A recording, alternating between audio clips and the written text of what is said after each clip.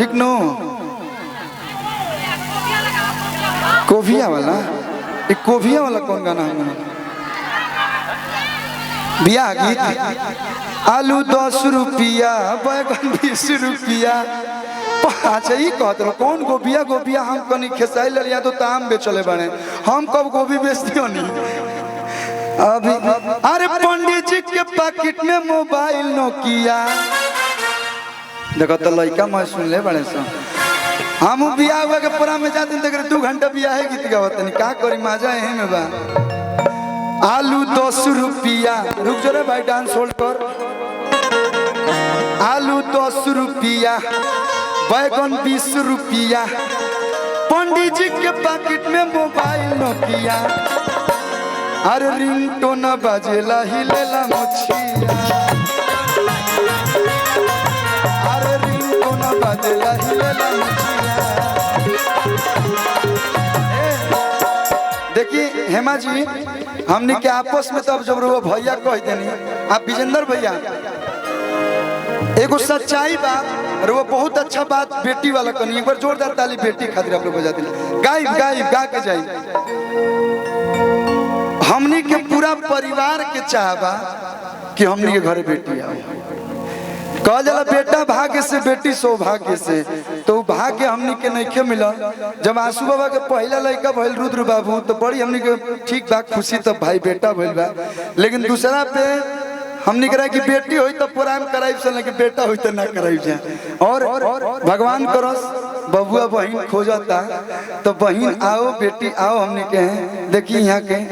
कंजूस नंबर 1 आदमी 25 जनवरी को सिमरी में कार्यक्रम है जितने भी यूट्यूबर भाई हैं सभी लोग सादर आमंत्रित हैं और क्यों देवेगा मनोज भैया ये हमारे भैया हनुमान भैया यहाँ के 25 जनवरी के प्रोग्राम पर वो सादर आमंत्रित बनी पुल डाक के आ जाए के बाद सिमरी में आई भैया अब रुआ हमरा के भैया कह दिल बनी तो हमनी के तहु का कहला अब हऊ सामने सामने ना गावल जाई लेकिन रोगो 2-4 गो गाड़ी गीत गाई हमहू 2-4 गो गावत नहीं हमनी के कहीं और हो के देखी जरूरी नहीं के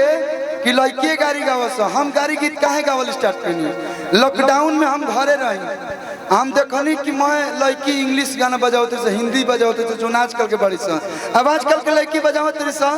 कि चलते रे इश्क में जाते अब हम कौन की लो ना इधर भोजपुरी के गाना में कौन गया सा मानी चाची मैया लोग गावता नायका नायका गावत तेरी सो कि टोला महाला गावे जवारी सोर हो गई भसुरा अंगना मिया की देख मुहा चोर हो गई मैं गीतिया के पलट पलट के आई हो दादा कैसन हितावा के चरिता अभी एक कुल गीतिया गावत तेरे से तो हम कनी यार डिस्टर्ब हो गनी हम कनी कुछ नया कल जाओ बढ़िया कल जाओ आ जब भी भोजपुरी में चाहे बॉलीवुड में जब भी हिट भइल बा तो माटी के चीज हिट भइल बा अभी इतना हमनी के माटी के चीज बा कि कोलू के 2-3 पीढ़ी हो गाना गावत रहे जुनू तो माटी के चीज हमनी के ओराई ना तो एक बार ओ भोजपुरी भाषा खातिर जोरदार ताली बजा दिलो तिवारी बाबा आप जहाँ कहीं भी हो मंच पे आए तो आई 2-3 गो रउआ गाई माइक तो रे भाई कहला नो कि लोकल यही से नो हम कहाँ कहीं उनका रोहन से हम परेशान हो गए तिवारी बाबा आप जहाँ कहीं भी हो हेलो मंच के बगल में आने का कष्ट करें भैया हो जाओ ना भैया आप लोग कहे लोग तब है कल्लू रउरा भी पटना निकल हेमा देवी बढ़ले बड़ी आंसू बाबा बढ़ले बड़ी तो ए लोग के बैठा दिया और 2-4 गो गाड़ी गीत संगाई हो जाए हां बैठ कोनो दिक्कत आप बैठ और एगो रउआ लोग के डिमांड रहला पहले ही तो एगो डांस हो जाना भैया नहीं तो कहो लोग तो गाना वाना गा के क्या कि बेरा हो गइल बा हमरो जाए के लेकिन ये तो आपका प्यार है ओ साथी रे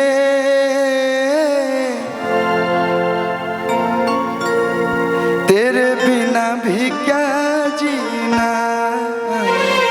गाएंगे गा के जाएंगे हेमा जी बानी और गाड़ी गीत हमने के सुने खातिर हमने के बैठल रहनी बड़ा निमन गाई ना हमहू गाई ना लेकिन सुंदर सुंदर ऐसे ही बढ़िया गीत रुआ गावत रही आज माटी के गीत, आज पारंपरिक गीत, फोक गीत आज के समय में जे भी बढ़िया बढ़िया गावता सबके रिस्पॉन्स देखी सब सुंदर सुंदर आवता। तो ऐसा ही आप लोग अच्छा अच्छा गीत गावत रही और वो लोग अच्छा अच्छा गीत सुनी लो।